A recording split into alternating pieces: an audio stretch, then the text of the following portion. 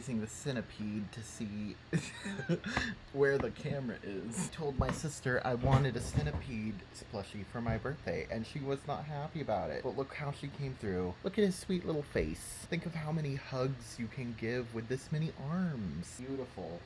Today we absolutely must talk about the Landgraab household. We gotta go right and look at all those dead people. This drama has happened. The Grim Reaper has made multiple trips, 3 trips to be exact, maybe 4. So the last time I showed you guys the Landgraab household, we saw that Summer Holiday was forced against her will to marry Malcolm Landgraab by Nancy Landgraab because Nancy was sick and tired of Malcolm being so pathetic and not being able to get a wife. But then Malcolm was sick and tired of his mom telling him what to do all the time, so he plotted alongside Summer to kill off Nancy. And you know how I always say that Malcolm is just the most pathetic person in this save file.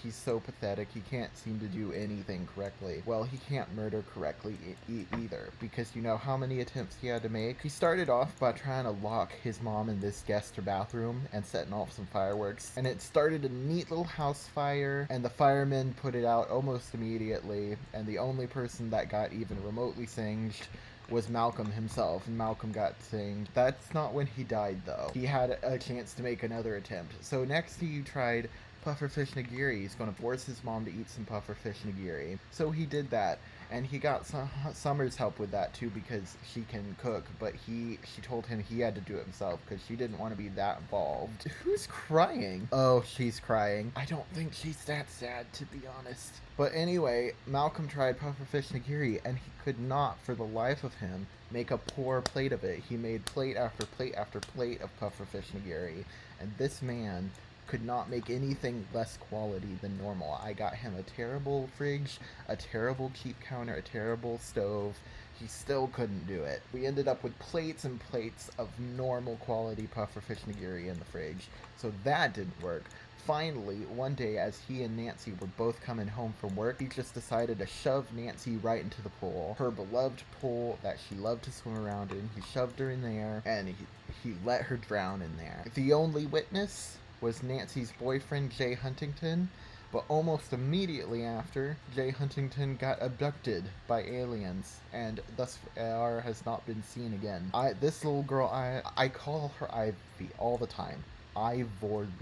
Ivory lost both of her parents the same night, which was tragic. Also, the twins aged up into children. We got Chester here. These are Summer and Malcolm's kids, and Rosalind over here. Rosalind has some serious business Barbie vibes, but he did finally kill Nancy Landgraab. He and Summer enjoyed that. But then, if you remember Dakian, his little brother, he was a teen, my little emo child, and he aged up into a young adult, and as soon I gave him a makeover, and as soon as he finished making his makeover, I hit play, and he died of anger. He died of a heart attack based on anger. I just gave him a makeover, and this is how he repays me, by dying. It was so sudden and so random. Summer and Malcolm both saw this as like an omen. They were like, oh my goodness, God has seen us commit our murder, and things are coming for us. And guess what? It turned out it really was an omen, because apparently pufferfish nigiri can kill you when it's just normal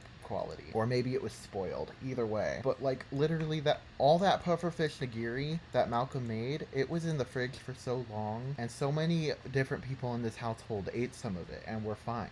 But then Malcolm, he was sitting right here with Summer, and he was eating that pufferfish nigiri that he made his own poison. Talk about pathetic. It's literally, it couldn't have been a better way. It couldn't have been more pathetic. Look at him. Karma hits hard when you're taken by your own poison. Pathetic. Died from pufferfish nigiri that he made for his mom. Yes, finally, I'm the head of the Landgraab family, and then he ate some of his own poison by accident. Pathetic, but not pathetic. Pathetic. This man lived such a pathetic life. Summer was sitting right next to him when it happened, and she and Malcolm have never had a particularly great relationship. I think Summer might have had a little bit to do with him accidentally consuming some of that. she's been basically enslaved by this family for like 10 years now. This was all her own plot. Maybe she's the evil one. She helped Malcolm get rid of Nancy, the main person who was keeping her here, and then she offed Malcolm, and now she's the owner of all the Landgraab estate. And the Landgraab family is basically demolished at this point. Like, the whole Landgraab legacy, Nancy's gone, Malcolm's gone, Jeffrey's gone off and has started his own thing. The Landgraab family is basically defeated. Summer defeated the Landgraab family. She had the last laugh. Another reason that I think she also did it is because the very same night that he died, she got a midlife crisis. These are very not the lifestyle that they have been living. Do you think that they're probably going to be revived with Rosalind here? Because Rosalind does have the evil trait already as a child, and she's giving Nancy Landgraab business Barbie vibes. Chester here does not have the evil trait. He has the geek trait, but he does have the unhappy infant trait. And I have a feeling he could potentially also inherit the evil trait at some point in his life. But as of for right now, the world is safe from the Landgraab household, thanks to Summer. Now that Summer is alone, basically it's just her with her 2 kids and Ivory. And I'm thinking a stepmother Cinderella situation where Ivory is going to go from having this lavish lifestyle to Summer is probably basically going to force her to be the housemaid. That's kind of the plot line that I'm seeing for that. This is Rosalind's bedroom, by the way. Very pink. I had some fun making this one. And over here is Chester's bedroom with the video games and the things. It's honestly, I have a favorite. I do. And Rosalind has created her own club of golden playmates. These are basically all of the children that will bully the other children, basically. Still need to have a funeral for Malcolm. And actually, so long as we're on the topic of death, let's pop over, because I've started a graveyard. That is my favorite thing to do in a big rotational game, is to have a graveyard that slowly develops over time. Basically a giant monument to the entire save. There's a little church, but here is the graveyard / church where they have the funerals. It's very creepy. Here's some screenshots of it at night because that is enjoyable. So far we have this over here being the main part. Here's Johnny Zest grave. It's got his microphone and his award and the stickers. These stickers, it's hard to explain, but these stickers were a big part of his journey. Over here we have I don't remember his name, but he's the Mr. Darcy from the Hanford on Bagley. That's that guy. He died. I never officially played with him, but I did have a sim have an affair with him. So he was kind of important enough to the story to be in the graveyard. And then this is Sophia Burgesson. She died as well. And then over here on this side, this entire plot is reserved for the Landgraab family specifically. So over here we have Nancy Landgraab's grave. It's very Nancy Landgraab. Look at, I mean, if that statue is not, well, it's maybe more giving Bella Goth than Nancy Landgraab, but you get the point.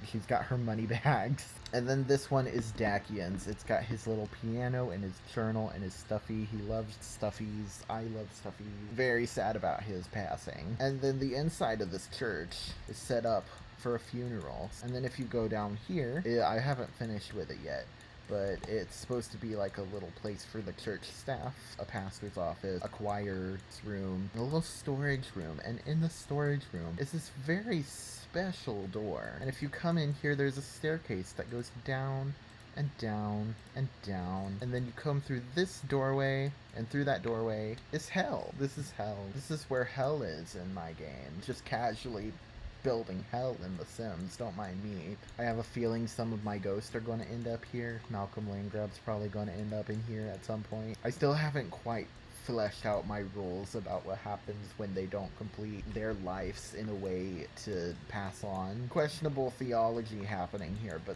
there you go. Just me casually building hell in The Sims. I should build a heaven, but technically the netherworld is kind of heaven. I plan on moving various branches of the Goth family here.